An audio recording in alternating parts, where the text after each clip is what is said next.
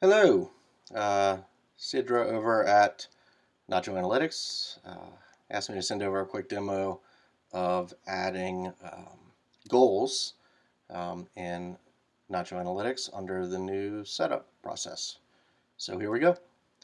I've already added Bass Pro Shops here. This was actually one that was used in the launch uh, webinar.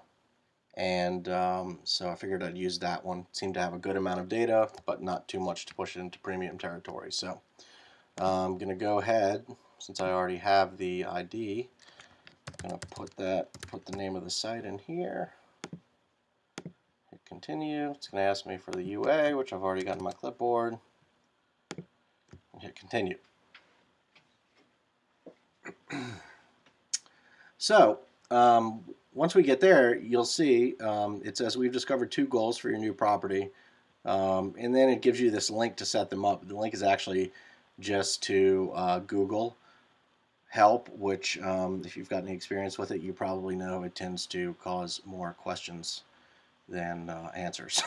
So this, however, is pretty easy, especially if you've done this before. So go ahead and click create it there. Okay, and it's going to give me these 2 setup goals. Now, if you've got any experience with Google Analytics or possibly setting up goals in other analytics packages, you might recognize these as regular expressions. So if we go back to Google Analytics and click on Admin,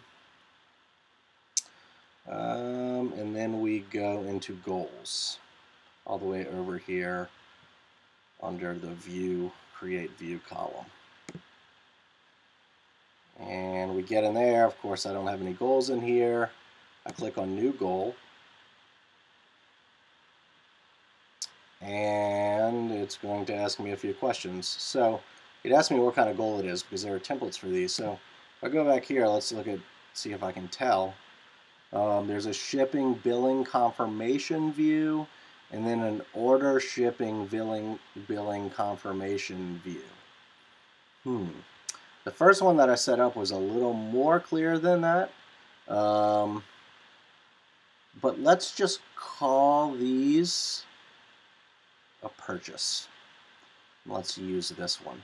It may take some kind of figuring out to figure out exactly what these are. Sometimes it's very obvious, but it looks like these both are purchase URLs. So for example's sake, let's go ahead and copy this one. And I'm going to go ahead and say revenue, place an order, or checkout complete. Let's say that. There are a bunch of different kinds here that you can look at. I hit continue. I can name it whatever. Checkout complete sounds good to me. I could certainly rename it to reflect order, shipping, billing, confirmation view. But I'll just keep it that for now. It's going to have a goal ID. Now, you're going to want to select destination because it's not an engagement goal or anything like that. So click continue again. And here's where, if you haven't done this before, you might get a little backwards or confused. You want to select regular expression because that's actually what it just gave you. And you see all these slashes in here and stuff. That's usually a regular expression. There it is. So there's some variables here as well. Then I'm going to don't want to assign a monetary value. Don't need to set up the funnel. Verification is not going to work here because there's no data in the account yet. So usually it can kind of retroactively pull data and see if what you're putting in there is meaningful, but not in this case. So I'm going to click Save. And there my goal is set up. Now that it's set up, should be all good. Now it's going to take me a little while, of course, to see if this is actually working. This is just back to edit it or view it. And you can edit these if you want. If I go back here into the property, and I go into conversions and goals overview,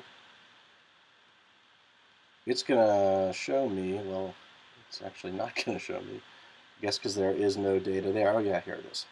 Check out complete goal one completions. So the goal is there. Now I'm going to have to wait till some data starts coming in to see if this is actually capturing any data, of course, which I believe takes an hour, may take a little longer for conversions. But that's basically how you set these things up. They made it about as easy as can be, especially if you've got some experience with Google Analytics. So good luck and happy snooping.